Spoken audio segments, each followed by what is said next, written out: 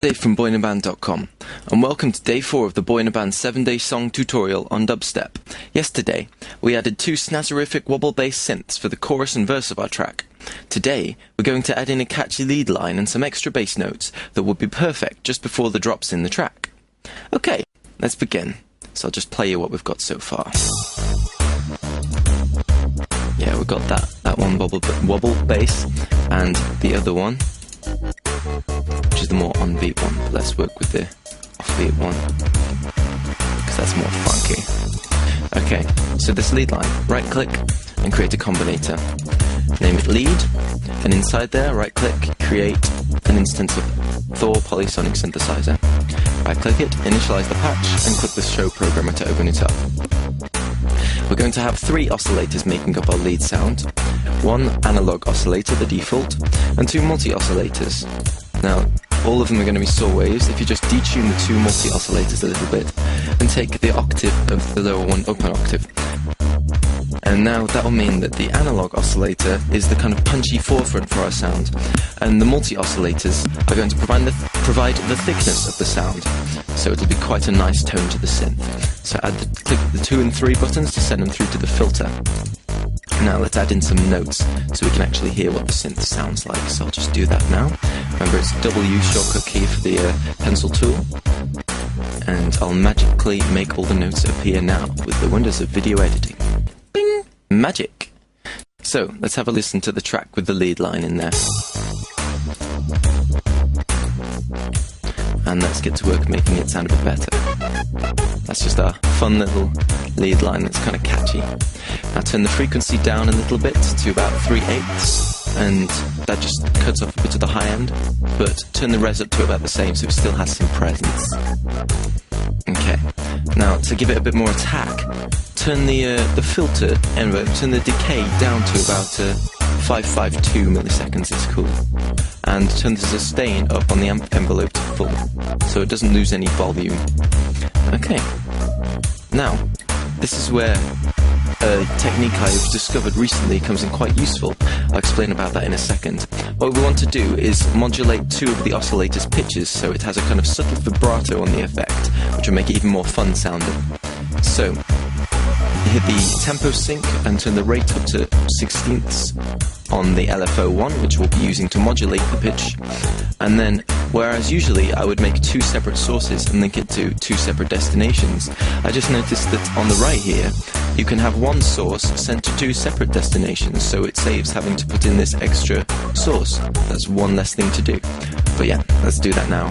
Click the drop down for the source and send the LFO to the pitch of oscillator 1 and the pitch of oscillator 2. And set the amount to about 25, something like that. If I can get it.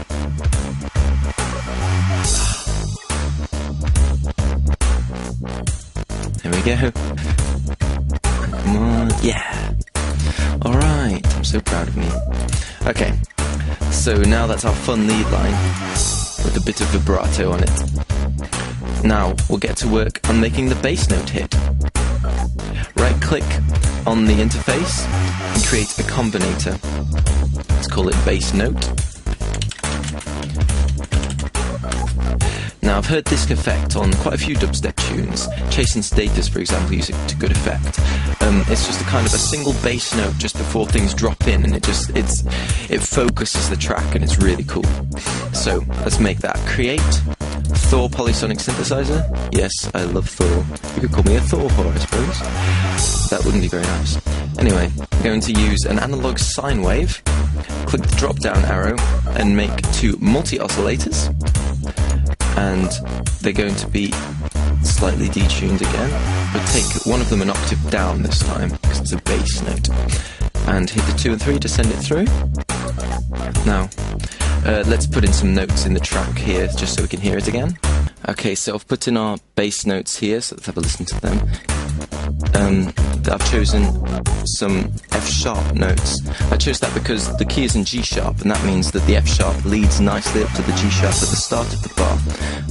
I think the technical term is it resolves, and that just makes it feel nice, and everyone feels warm inside, because it feels right. But if you want to do some dissonant, painful out of key stuff, then I'm sure everyone in the dubstep community will love you for it. But yes, let's carry on with this. Let's take that frequency down to about a quarter, and the resonance as well, just so it's not too bassy. And let's take the decay down to about 552-ish, and that mark, just to give it a bit of an attack. And the sustain, just take it right down to the bottom, and that way it hits in with the filter, and then it goes back from where it hits in to this point here that we've set. And then the amp envelope, make sure it's on full sustain. Okay, so now we've got that, we want to make it even bassier. To do that, we're going to use a right click, create M-class equalizer. Now, I don't know if this is very good practice, but this is what I've done. So I've just turned up all the parameters on low shelf to full, and then the other parameters I've just taken right down on the gain and bandwidth,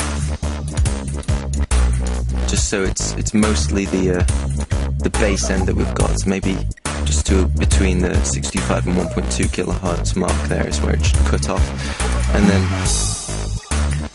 if we just have a listen to that on its own, it should be quite bassy. Yeah, it's just a nice little bass note.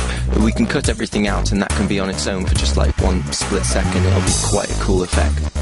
But yeah, and to just tidy it up, because we brought up the level so much here, we want to make it a consistent level with the rest of the song. So right click and click M-Class Maximizer and hit the 4 milliseconds look ahead on the limiter, and this just brings the level to a consistent level with the rest of the song. And that's our lead and bass note. In fact, for my track, that's all the devices. So tomorrow I'll be showing you about arrangement, how to turn this dubstep loop into a dubstep song, explaining some of the conventions amongst dubstep that I've found. And I'll add a new drum beat for the verse, and if I have time, maybe start doing some fun fills with this bass. Until then, see if you can find a lead synth that fits your track. Maybe you want something less fun and a bit darker. Have a look at some of my trance and dance lead tutorials, as those can work well for really dirty, dark dubstep if you make them more detuned than Avril Lavigne's live performances. See you tomorrow! If you found this tutorial useful, help me out by rating this video or posting a comment so other people can find it. And don't forget to check out my website, boyinaband.com. Have a nice day!